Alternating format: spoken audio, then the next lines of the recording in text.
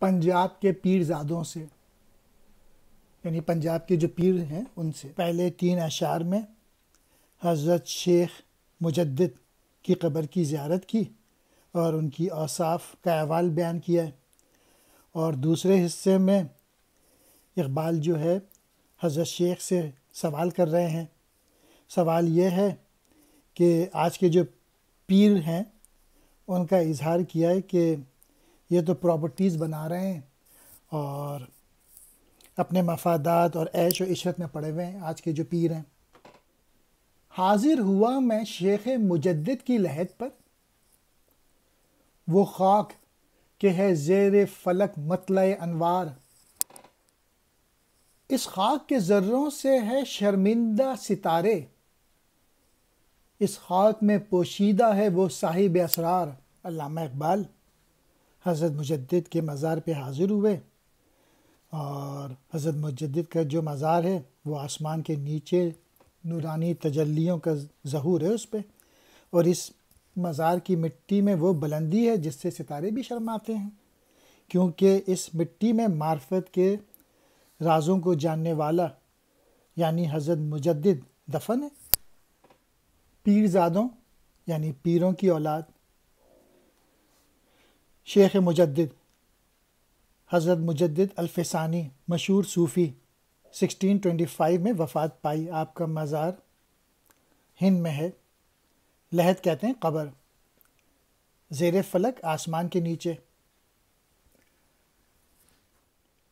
مطلع انوار روشنیاں نکلنے کی جگہ، شرمندہ شمسار پوشیدہ چھپا ہوا، صاحب اسرار بھیدوں والا۔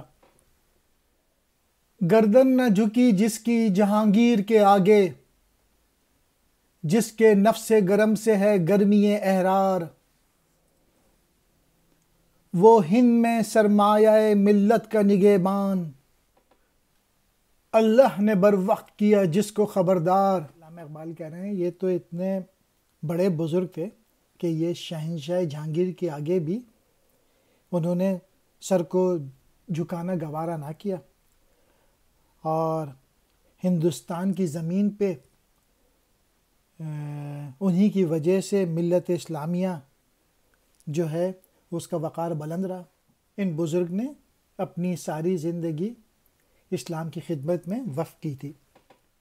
جہانگیر مغل بادشاہ، اکبر بادشاہ کا بیٹا، نفس گرم اس سے مراد عشق کی حرارت، گرمی احرار آزاد مردوں کی حرارت، سرمایہ ملت قوم کی پونجی، نگہبان حفاظت کرنے والا، بر وقت عین وقت پر، خبردار یعنی ہوشیار۔ کی عرض یہ میں نے کہ عطا فقر ہو مجھ کو،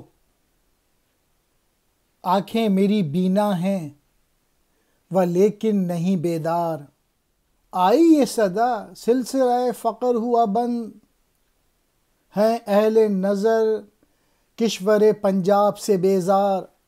علامہ اقبال نے درخواست کی کہ آپ کو تو درویشی معلوم ہے، اسپریچویلٹی معلوم ہے، مجھے بھی یہ فقر کی دولت عطا فرما دیجئے۔ ہر چند کہ جو میری آنکھیں ہیں وہ ظاہری سطح پہ تو دیکھ لیتی ہیں، لیکن باطن تک رسائی ممکن نہیں ہے۔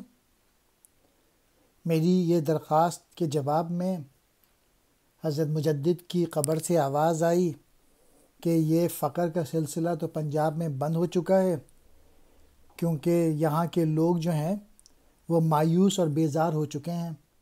فقر کہتے ہیں درویشی کو، بینا دیکھنے والی، بیدار بصیرت والی، صدا آواز، سلسلہ فقر درویشی کا سلسلہ، اہل نظر دیکھنے والے، کشور پنجاب پنجاب کا صوبہ، بیزار اکتایا ہوا۔ عارف کا ٹھکانہ نہیں وہ خطہ کہ جس میں، پیدا کلہ فقر سے ہو ترہ دستار، باقی کلہ فقر سے تھا ولولہ حق، تروں نے چڑھایا نشہ خدمت سرکار۔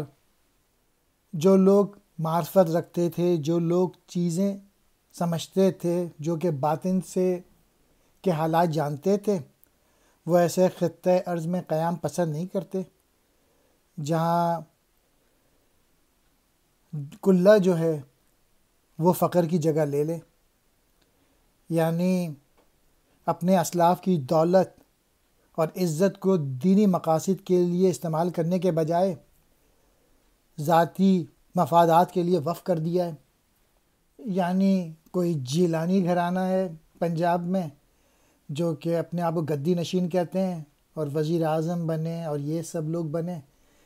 ان کے آباء و اجداد بے شک بزرگ ہوں گے، لیکن انہوں نے تو نام ڈبو دیا فقر کا، درویش. یعنی فقیری کی جگہ امیری اور دنیا داری نے لے لی. جب تک فقر و درویش کا کلّہ قائم تھا، درویشی سلسلے میں کوئی فرق نہیں آیا، اور جب اس کی جگہ دستار بندی کے ترے بلند ہونا شروع ہوئے تو درویشی کا سلسلہ ختم ہو گیا، کیونکہ امیری اور دنیا داری کا کام ہمیشہ سے یہی رہا ہے کہ وہ اپنے مفادات کے لیے سوچتے ہیں، انہیں خلق خدا سے کوئی واسطہ نہیں ہوتا. عارف کہتے ہیں اللہ کی معرفت رکھنے والا. خطہ زمین کا ٹکڑا، کلّہ فقیر، درویش کی ٹوپی، ترہ و دستار، پگڑی کا ترہ، ولولۂ حق، حق کا جوش و جذبہ، تروں، پگڑی پر لگائے جانے والے تاروں کا گچھا جو امیر ہونے کی نشانی ہے، یعنی شان و شوکت کی علامت ہونا. نشہ خدمت سرکار، حکومت کی چاپلوسی کا نشہ.